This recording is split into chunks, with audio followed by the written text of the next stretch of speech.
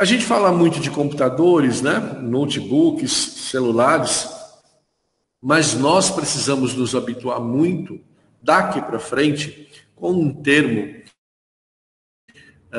que vai se popularizar bastante: IoT, ou Internet das Coisas.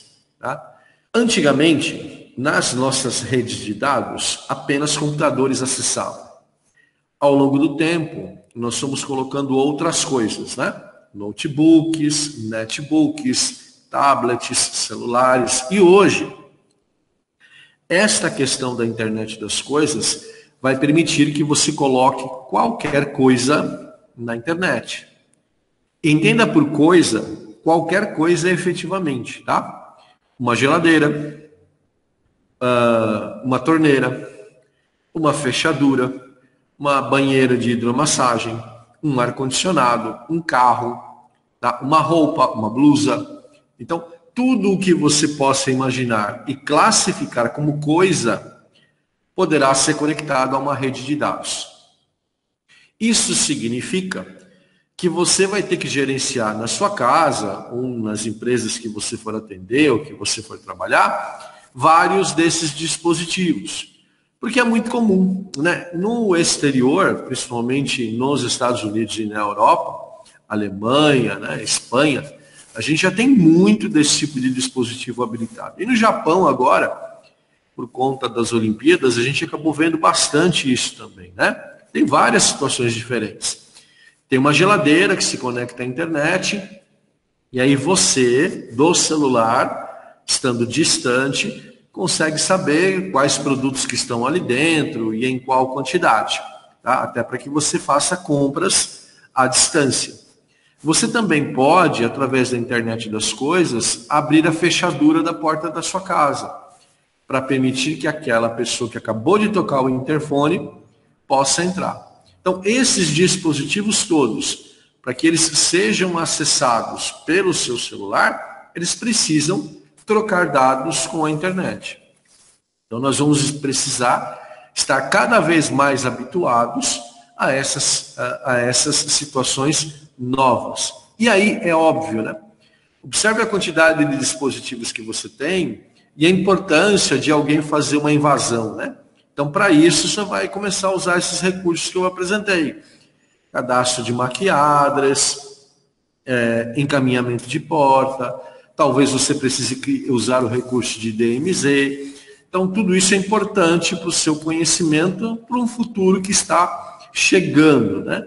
E a gente sabe que vai chegar, e vai chegar com força total, assim como quando chegou a internet, né? Quem não conhecia não usava, mas a partir do momento que um grande grupo de pessoas começou a usar, disparou, né? Então a internet das coisas também tem esta situação. Vamos falar um pouquinho agora de processo de solução de problemas, tá? Esquece um pouquinho o roteador doméstico, esquece um pouquinho o MAC address, o IP, e vamos pensar naquele fluxo de solução de problemas que a gente apresentou nas aulas anteriores. São aqueles 6 passos, aquelas 6 etapas que vão ajudar você a resolver um problema de redes. Pessoal, é óbvio, é evidente que a sua experiência ajuda muito. Se você nunca viu uma rede de dados configurada da maneira correta e funcionando, você vai sentir uma dificuldade maior do que aquela pessoa que já configurou a rede da casa dele, que já configurou um laboratório na escola. Então, são diferentes visões para ajudar a resolver problemas. Então, lembre-se lá das 6 etapas. A primeira, identificar o problema. A segunda, estabelecer a teoria de causa provável.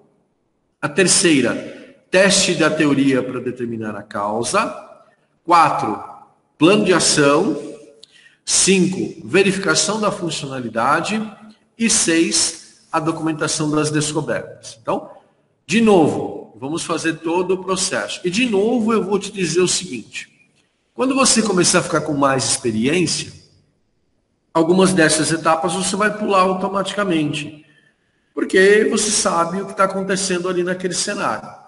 Mas muitas vezes, mesmo tendo experiência, você vai se sentir mais seguro passando por aqui.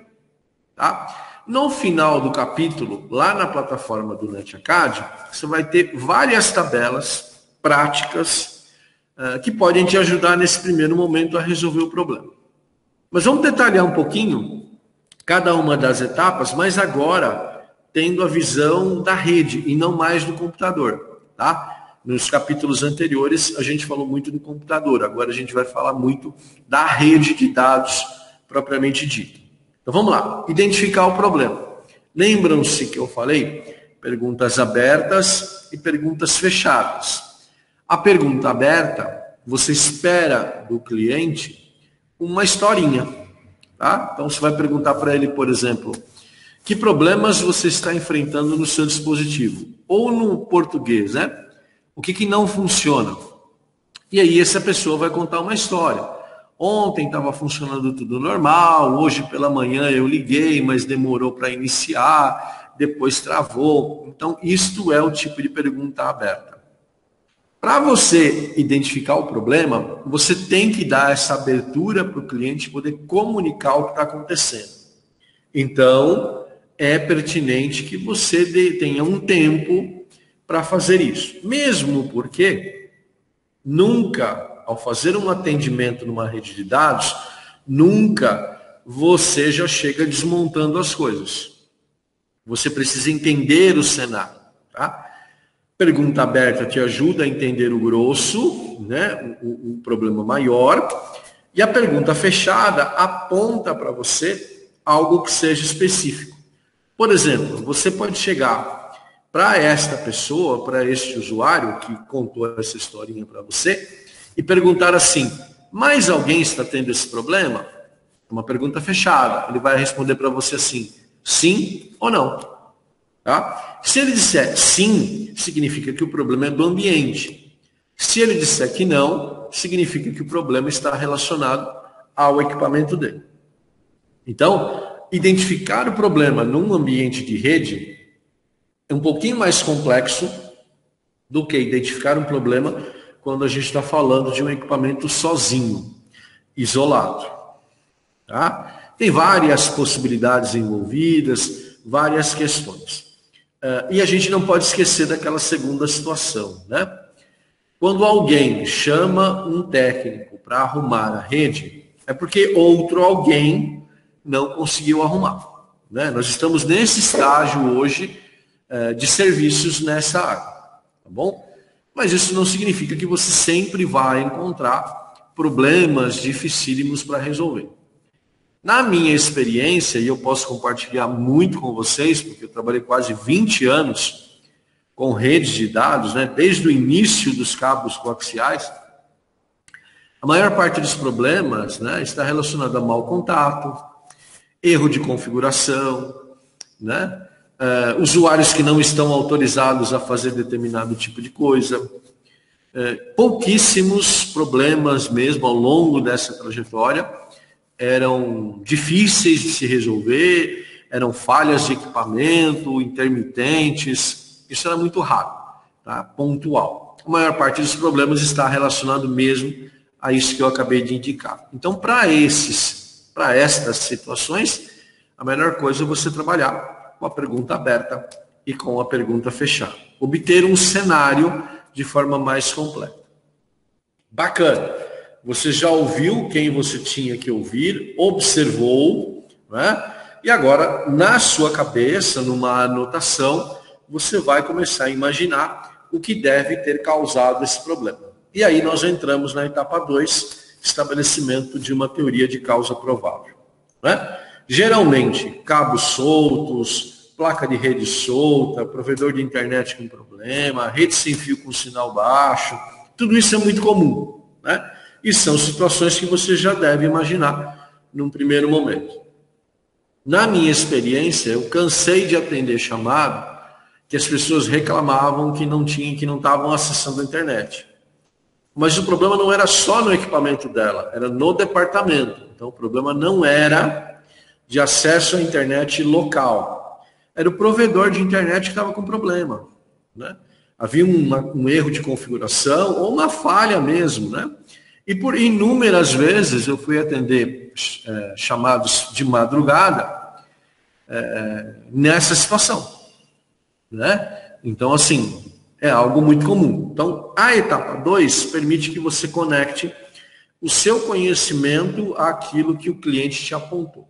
Mas aqui você está fazendo um exercício mental, né? Você ainda não colocou a mão na massa. Você está só imaginando o que pode ser. E aí, vem a etapa 3, que é você testar as suas teorias para determinar a causa com exatidão. Tá? E aí, óbvio, né? Para verificar se tem mau contato nos cabos, você vai ter que fazer uma inspeção visual e física nos cabos, vai ter que reconectar, reiniciar computadores, etc, etc. Tá? São ações também muito comuns, mas que resolvem o maior percentual de problemas na rede. Tá bom? E um detalhe importante, né? Vai chegar um determinado momento que você vai colocar na sua cabeça o seguinte: está tudo funcionando. Será que essa restrição não é a este usuário ou a este departamento? Então aí você tem que falar com o administrador da rede. Em redes pequenas, também é muito comum que algum usuário ou algum outro técnico, alguma outra pessoa, tenha feito alguma configuração inadequada. Tá? Isso pode refletir, por exemplo, no dia seguinte, quando esses computadores todos forem ligados. Então, são questões que você também precisa levar em conta para resolver o problema. E isto configura a etapa 3, que é fazer os testes para testar todas aquelas teorias que você, a princípio, imaginou. Então, a etapa 3 permite que você faça os testes.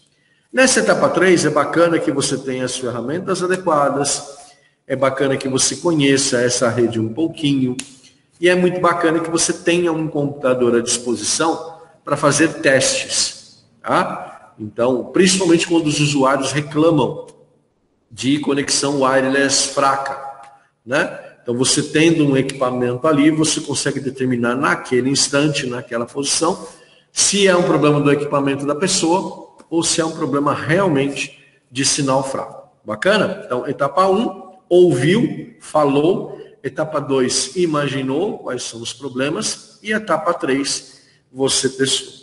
A partir daí, é ação, né? A etapa 4 é você imaginar como é que você vai resolver o problema, né? E implementar a solução. Pode acontecer, pessoal, que nessa etapa 4, você precise substituir um roteador. Pode ser que você precise entrar em contato com o provedor de serviços da internet, mudar uma configuração. Então, entenda bem o seguinte: quando você substitui um equipamento, é a situação mais crítica. Queimou o roteador lá de casa. Eu vou trocar esse roteador, né? Você vai numa loja e vai comprar um outro. Quando você volta para casa, você precisa refazer toda aquela configuração que você tinha feito anteriormente. Numa empresa é a mesma coisa, né? Tem que reconectar todo mundo, tem que reconfigurar, tem que fazer testes, etc, etc. Muitas vezes, e aí o percentual é bem grande também, você chega, faz o diagnóstico, por exemplo, de uma falha no roteador, e aí o cliente diz para você assim: olha, legal, mas esse roteador já está comigo há 5 anos e agora nós vamos precisar comprar um modelo novo. Então você, que vai resolver esse problema, vai ter que pensar nos novos recursos que estarão à disposição.